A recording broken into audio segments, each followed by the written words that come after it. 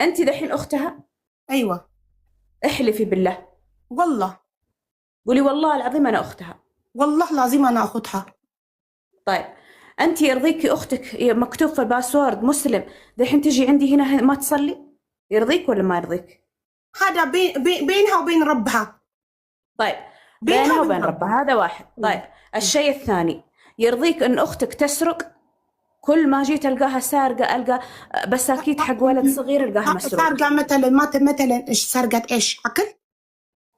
سرقت أكل، سرقت فلوس. طيب وأقول لها وين الفلوس؟ ما أدري. مدام اسمعيني حبيبتي الله يخليك، عن الفلوس أنا ما أدري، بس عن الأكل وما حد بيسرق الأكل إذا ما كان جوعان. هي جوعانة قالت لي إنه ما في أكل بالبيت. طيب يعني ما أقسم. طيب دقيقة خليني مجال أتكلم. أقسم بالله العظيم أنا في بيت ماما وأكل فيه سيم شغالة ماما، في رز تقدر تسوي، في خبز تقدر تسوي، في كل حاجة تقدر تسوي. تروح تسرق بساكيت حقت أولاد صغير؟ لأنها جوعانة، لأن أول هي ما حاجة تقدر تطبخ. لا أنا شفت تقدر تجي تستأذني، تقدر تجي تقول ممكن يا ماما، صح؟ مين؟ تستحي منك. لا بيتك المفروض انت تقولي لها خذي اكلي، اذا ما اعطيتيها اذن كيف تقدر تاخذ؟ بالله بساكيت احد يسرق بساكيت بيبي صغير؟ بساكيت حبيبتي لانها جوعانه حرام يا حرام. جوعانه في رز في خبز في ውድ ተመልካቾቼ እቺ መግቢያው ላይ ያሳያችኋት ልጅ ማለት ነው። ምናልባት ሌሎቻችሁም ኮንትራት ቤት የምትሰሩ ትምህርት ይሆናችኋል ብዬ ነው።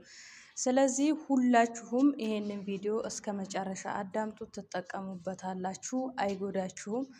ሰላም ጤና ይስጥልኝ። ውድና የተከበራችሁ በመላው ዓለም የምትገኙ የኮኪቲው ቤተሰብ እንዴት ናችሁ? በያላችሁበት ሰላማችሁ ብዝት ይበልልኝ እያልኩኝ እንግዲህ ከርዕሱ እንዳያችሁት በተለይ በዚህ ባለፈው ሀቢባ ቤት አይታችኋታል ብዬ አስባለሁ።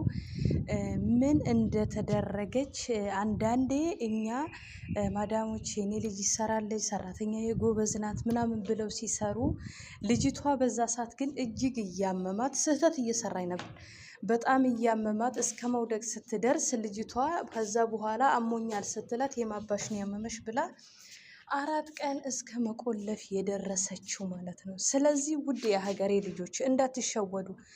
ማንኛችንም ብንሆን ጤና ሲኖረንና ብቻና ብቻ ነው ማንም ሰው ሊወደን የሚችል ስለዚህ ያላችሁን አቅም ተጠቅማችሁ ካመማችሁ፣ በተለይ ማወቅ ያለባችሁ ብዙ ልጆች ስተት የምትሰሩት ምንድነው? በህጋዊ ወይ ደግሞ ኢቃማ ኖሯችሁ ስትመጡ ምንድነው የሚገጥማችሁ መሰላችሁ? ኢቃማ ሲኖራችሁ ኢንሹራንስ አላችሁ። ስትታመሙ ብትታከሙ ሁሉ ነገር ሕክምና ሊሰጣችሁ ኢንሹራንስ አለው። ምክንያቱም ዛሬ ሳይሆን ቆይቷል። ይሄንን እድል ግን አብዛኞቻችን አንጠቀምበትም። ስለዚህ ይሄ ደግሞ ስንደውል ኤጀንሲዎቻችን የማይሰጡን መረጃ ድካም ስለሆነ ማለት ነው። ብዙ ሰዎች ግንዛቤ የላቸውም። ስለዚህ ሁላችሁም የምትችሉትን ኢንሹራንስ ስላላችሁ የመታከምም ሆነ ገንዘባችሁን በስነ ስርዓት የመቀበል መብት አላችሁ። ይሄንን ግን እናንተ ጠንካራ ሆናችሁና ተናጋሪ ስትሆኑ ብቻ ነው። ካልተናገራችሁ እዛው ነው የምትወቀጡት። በቃ ማንም ግድ አይሰጠውም። ምክንያቱም ለባለቤቱ ያለው ራሳችሁ ብቻ ናችሁ። ማንም ለሰው ልጅ ግድ አይሰጠውም። ስለዚህ ምንድነው ማድረግ ያለባችሁ? እቺ ልጅ ያደረገችው ስህተት ምንድነው? መጀመሪያ ላይ ታመመች።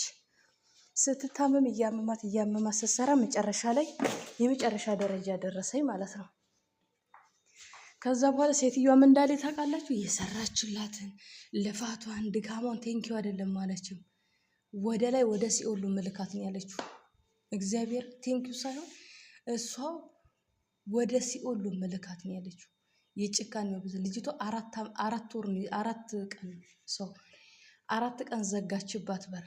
4 ቀን ዘግታባት ደውላ በሀቢባ በተለያዩ ልጆች ጥረት ልጅቷ ህይወቷ ሊተርፍ ይችላል። ገባችሁ አይደለ? ነገር ግን መጀመሪያ ገና አሁን አብዛኛው ጊዜ ኢትዮጵያኖች ናቸው በጥቃትም በተለያየ ከፎቅ ሞሩ ብዙ ጊዜ የሌላ ዜጋ ጥንቃቄ ያለው እግዚአብሔር ብዙ ጊዜ እስኪ በተለይ ፊሊፒን ትንሽ ካመማችሁ ተኝታችሁ ሕክምና ማግኘት ትችላላችሁ። ከሀገር ስትመጡ እኮ እነሱ ህጋዊ ብሎ ሲፈርሙ እነኚህ ነገሮች ውሎች አሉባቸው። ውሉን ደግሞ በተለይ ይዛችሁ ብትንቀሳቀሱ ጥሩ ነው። እኔ ከኢትዮጵያ ስመጣ ውሉን ይዤ ነበር የመጣሁት። ሁሉም የደሞዛችሁንም ምኑም እዛው ላይ ተጽፎ እዛው ወረቀቱ ላይ ታገኙታላችሁ ማለት ነው። ስለዚህ እንዳትሸወዱ፣ የዚች ልጅ እጣ ፋንታ እንዳይደርሳችሁ። ምክንያቱም ኮንትራት ስትሆኑ የምታገኝ መብታችሁ አለ። መብታችሁ ያልሆነ ነገር መብትና ግዴታችሁን ለይታችሁ ካወቃችሁ ለመስራትም ሆነ ለመኖር አትቸገሩም። ይቺ ልጅ አሁን 4 ቀን ዘገታ በምግብ በጠኔ ለምትሞት እግዚአብሔርን ያተርፋት ማለት ነው። ገባችሁ አይደል? ጭራሽ ትከራከራለች። አንዴ አትሰግድም፣ አንዴ ምን አገባሽ። አበባ ቤት በጣም ነው የተንጨረጨረችው፣ በጣም በቃ ብዙ ነገር። ስለዚህ እባካችሁን ጥንቃቄ አድርጉ፣ ፕሊስ ጥንቃቄ አድርጉ። ኮኬቶ ሰብስክራይብ እያደረጋችሁ ቤተሰብ ሆኖ አመሰግናለሁ።